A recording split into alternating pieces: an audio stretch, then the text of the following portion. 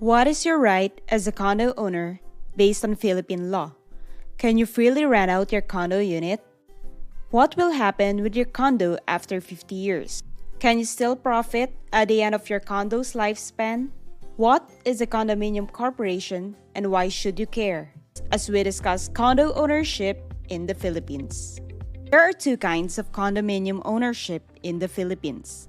First is the leasehold ownership, wherein you buy the right to live in the property for a fixed amount of time. Usually, this contract is around 25 to 50 years.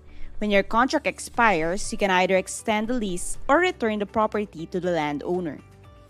The second type of ownership is freehold ownership, wherein you, as an owner, own a condo in perpetuity. You can live in it for as long as you want, and when you pass away, your kids or legal heirs will inherit it. In the Philippines, most developers offer condos with freehold ownership. Some of these property developers are SMDC, Ayala Land, DMCI, and Century Properties. The freehold ownership of a condominium is evidenced by the Condominium Certificate of Title, short for CCT. It is a document that proves you own the condo unit. It contains information about a unit's location, its floor number and unit number, how big it is, and who owns it. The CCT is recorded in the Register of Deeds of the province or city where the property lies. You will get your CCT once you have fully paid your condo unit. If you take out a loan to pay for it, the bank will use the title as collateral. Now, who can buy condominiums in the Philippines? Filipino citizens, corporations, and foreigners are allowed to purchase and acquire condominium units.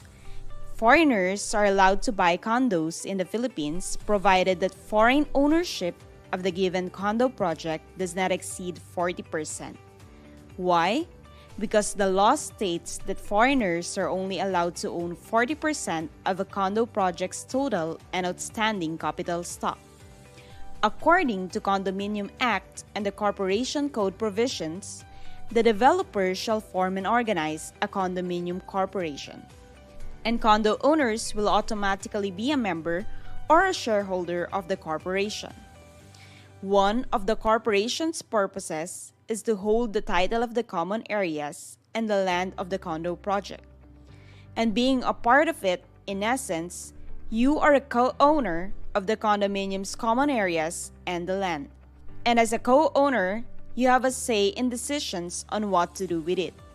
For example, you may vote for the sale of the entire condo project in the future.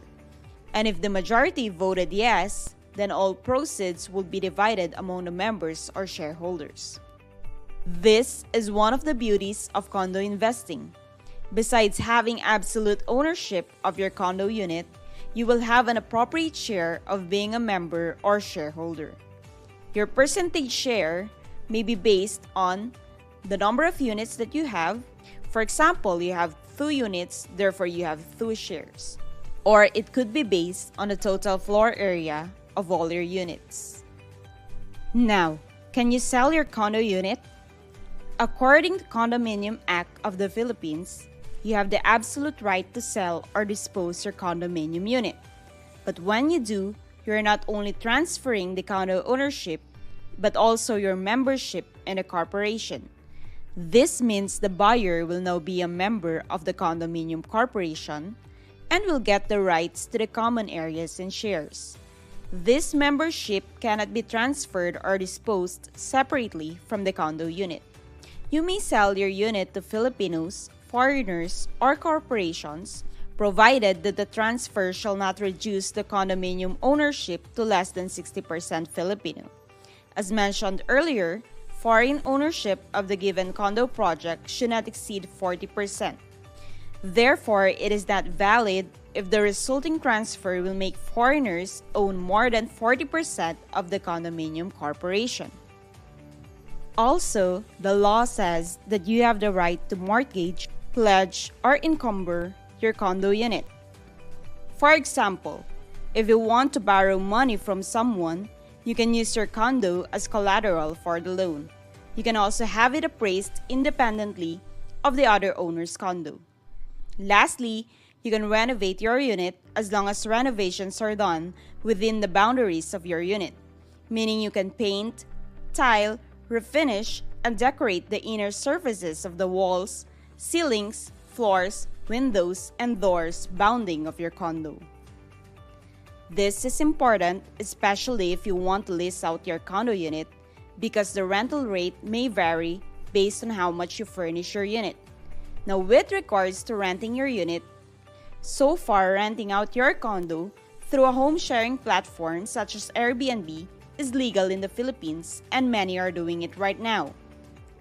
Currently, condo units that are leased in Metro Manila can go between 1,000 to 4,000 pesos per day, depending on the location and the unit size area. If you do not want to manage the leasing of your condo on a day-to-day basis, you can also offer it on a long-term lease. So, does it mean that I can freely rent out my condo unit? The answer to that question depends on the rules and regulations of the condo project. Condos have different types of uses and rules, and these are in the condo's master deed. A condominium can be residential, commercial, office, resort condo, condotel, or dormitel. And because each have different use and purpose, there are rules and regulations that you must follow. For example, you cannot freely lease out your condotel or condo hotel unit because it will be operated as a hotel room by its hotel management. Also, restrictions may be imposed, such as certain activities might be prohibited inside the building. For example, raising, breeding, or keeping of animals of any kind is not allowed. Such restrictions are legal as long as it's not contrary to law. Having these restrictions is necessary because its primary goal is to protect the owner's collective interests and the marketability of the units. Now you might be wondering, are the rules and restrictions permanent? According to Republic Act 7899, the master deed can be amended or revoked by a simple majority of condo owners, and the amendment or revocation of the rules must be approved by HLURB or the HSUD and the city or municipal engineer. Another power of condo owners is that you can vote for how the condominium is being managed, because Condominium Corporation also serves as the condo's management body. It enforces the provisions of the corporation and maintains the building. It can also do other things like getting insurance, paying taxes, or rebuilding any portion of the project if necessary. The existence of Condominium Corporation shall be coterminous with a lifespan of the condo project. It means if there's a condominium dissolution, then the corporation will also end. Now, is it true that the lifespan of a condo project is only 50 years? Well, the law does not state that condominiums are strictly just good for 50 years. According to Republic Act 4726, aside from being more than 50 years old, it must be obsolete and uneconomical, plus more than 50% of the shareholders are opposed to restoring it. If these three conditions are met, then there will be a dissolution of the condominium project.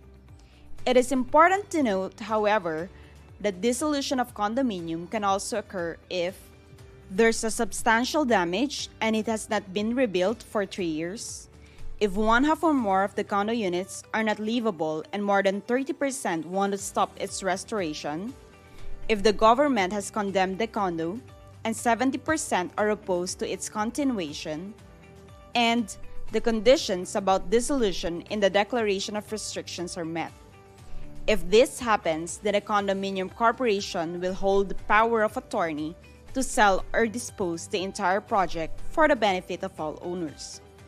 The good news is that condominium nowadays are built with modern materials to last a long time and resist ordinary wear and tear. Now, it is your obligation as an owner to cooperate with a condominium corporation in maintaining the structural integrity, concept, and marketability of the project, because if it's managed with reasonable care, a condo is still one of the good investments out there and can give you good returns for many years to come. If you want to know more about condo investing, then click our next video.